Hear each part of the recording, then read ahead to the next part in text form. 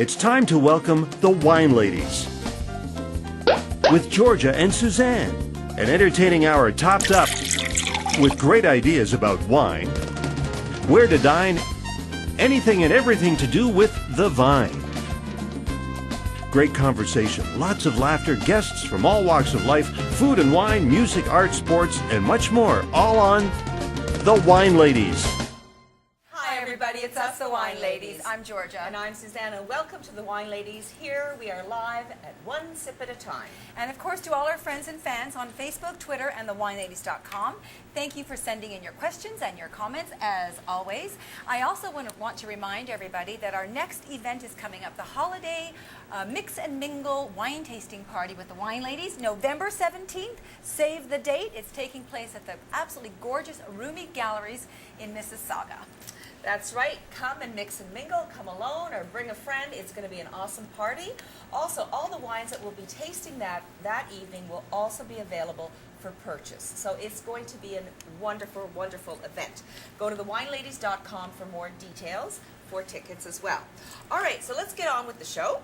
Okay, before we get on the show, we always like to toast. And today we're going to be toasting with a very interesting, iconic wine. So cheers, everybody. Cheers to everybody and having a great show today. And you know, iconic actually is the perfect word to describe the wine company that we're going to be discussing here today. It started off about 45 years ago with a German fellow that made his way over to Australia. And there was working on some sparkling wine. He was helping them out, I believe. The first vintage was his Grey Label in 1967. And I'm sure a lot of you know what I'm talking about. This company is one of the ones that really set the Australian wine industry on its tail and what it is today. All right, so the company that George is referring to is Wolf Blass, starting off with a 3-hectare vineyard in the Barossa Valley, and now one of the most recognizable and celebrated names in the world of wine, with labels that range from the entry red label right up to the black label, winning over 3,000 awards. Please welcome to the show the International Brand Ambassador for Wolf Blass, George Samios. Welcome, George, to the show. G'day, how are we? Good day. We're good. How are you? Excellent. Great to be back here. And welcome to Toronto. Yeah, I love Toronto, and the weather's the best I've ever had, I reckon, here. Today, it's absolutely beautiful. I know, it's almost amazing. October. It's like a totally Indian summer we're having. Yeah. It is. Yeah, it is fantastic. beautiful. So what's it like at home? So where in Australia do you live? I live in Melbourne. Obviously, we're based in South Australia in the Barossa, as you mentioned, and we're just changing seasons there. So it's the best time of year because we've got our football coming to a closure. We've got horse racing season coming up. And then, of course, we've got the great weather coming through. So it's a great time of year. I was thinking, typical guy. What defines a great time? The sports. What's coming up in terms of sports? Sports are big in Australia. I know they are. They are indeed. Yes. So is obviously the wine business. And Wolf Blass, talk about an iconic company. Maybe we can start off by giving everybody a little bit of a background on how Wolf Blass got started. What's interesting, obviously he was German, as you mentioned, and he grew up during the Second World War in poverty, and so he had to get a job.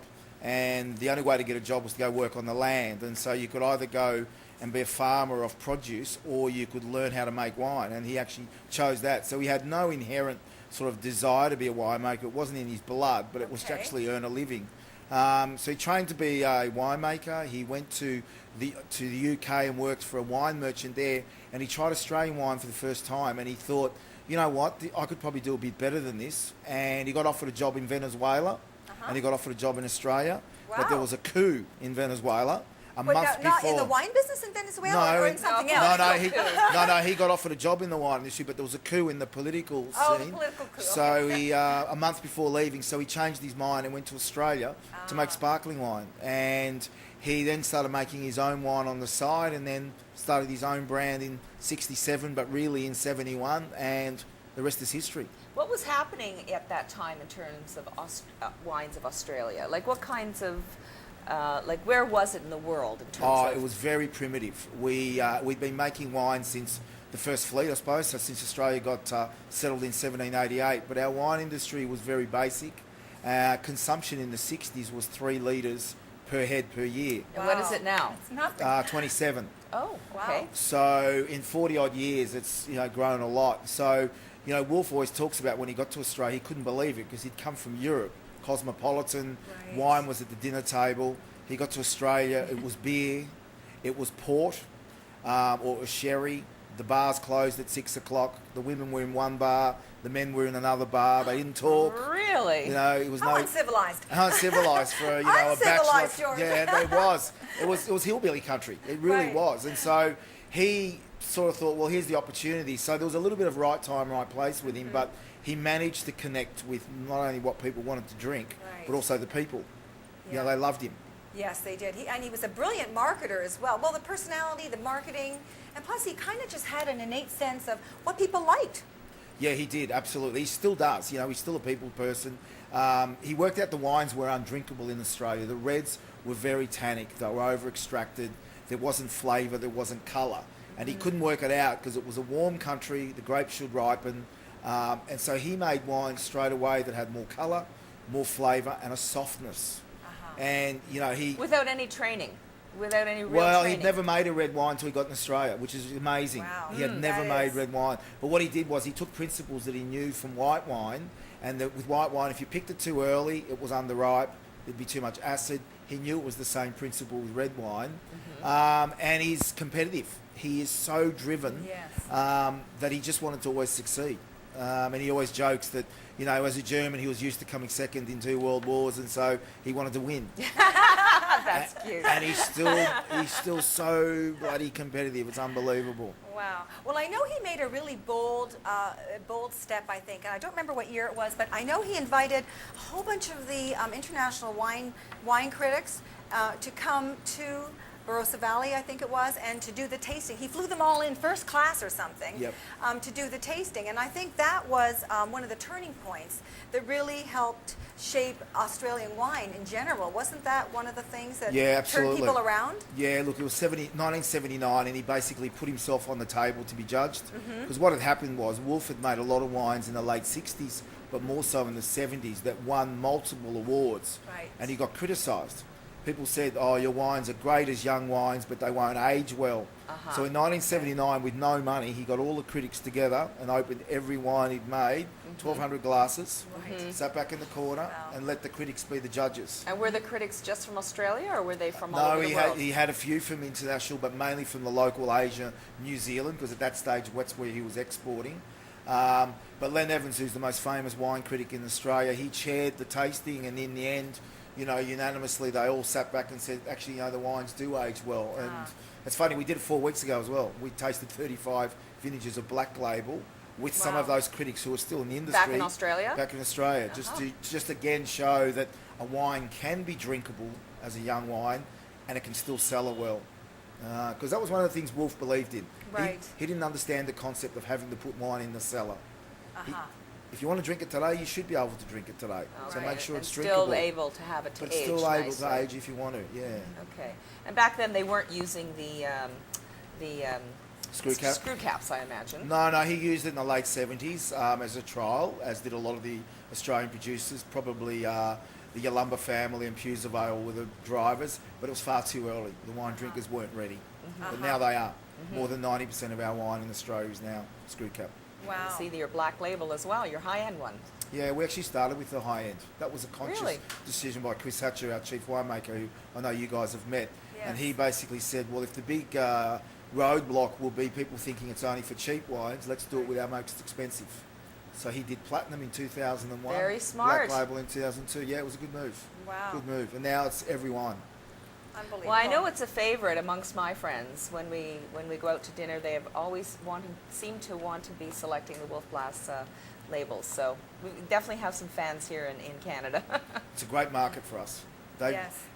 We get asked all the time, why Canada? And it's funny, our 2 best export markets are Canada and Ireland, and there are similarities. Oh. English speaking, Yeah. fun loving. With the Canadians, there's a rivalry with the US, as there is with Australia. Australia and the US have a bit of a rivalry. Yeah. They've liked the man. They like his sense of humour. He's, he's politically incorrect. He's, Yeah. he says the wrong things at the wrong times. Yeah. Which might make it right. Which probably, yeah, well, that's what he thinks. And he's got away with things that no one else ever does. But it's Yeah. the passion that I think Canada's loved, and Right. also the wines. They obviously like them. Yeah. Yeah. And what was the deal with the bow tie anyways? Was that like a conscious decision, like his signature kind of, you know what I mean? Do you want to know the real story? Yeah, the real story, Okay. yeah. The real story was he was working in the winery, and being German, he used to wear a straight tie. So in Germany, when he trained to be a winemaker, you wore a tie. And one day he was working and he was leaning over the vat and the tie went in, of course. Oh. So one of the other winemakers cut it off with scissors. And so Wolf turned it into a bow tie. And then, of course, a lady came to the visitor centre or the cellar door to taste one of his wines and said to him, "Oh, you look so handsome with your bow tie." He's worn it ever since. That was it. It was a... Compliment to man, and they love you forever. Exactly. Well, That's a good women have been a story. big driver in Wolf's life. Oh, really? Yeah. Let's hear about that a little Well, bit.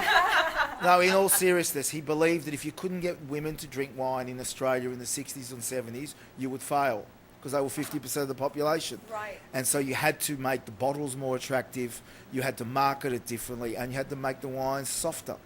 Right. Because at that stage, remember, no women were drinking wine. There wasn't much wine consumption at all. And he just generally loves being around women. He's been married 3 times. He just, you know.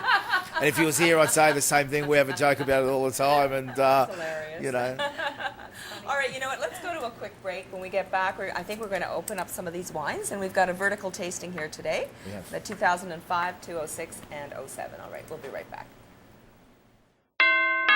Hey, Georgia. Hey, Suzanne. Welcome to Girls' Night Out. Did you remember the wine? Of course, after all, we're the wine ladies. We're in the kitchen, so what wine did you bring? Well, for our girls' night out, we brought Girls' Night Out. I brought the Chardonnay. I brought the Merlot. Well, my guy bought me this. Too funny, the Rosé. Well, let the party begin. Girls Night Out Wines. Hugely popular VQA wines best enjoyed with friends. Available at the LCBO and other fine retail locations. For more information, go to girlsnightoutwines.com.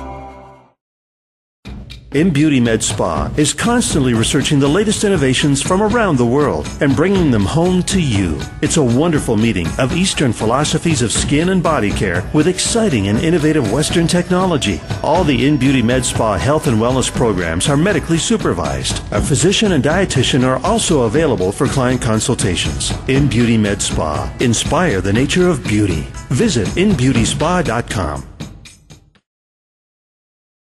Hey, Suzanne, it's the only machine that I need. I know, it's a great workout in just a fraction of the time. It made me get excited about workouts again. Tzone Vibration is making people sit up and take notice. Employing the newest technology and fitness equipment, Tzone Vibration gives you an hour workout in just 10 minutes. Try it. Believe it. You'll want to bring one home. Tzone Vibration. Call 905-483-8676. Tzone Vibration, 905-483-8676.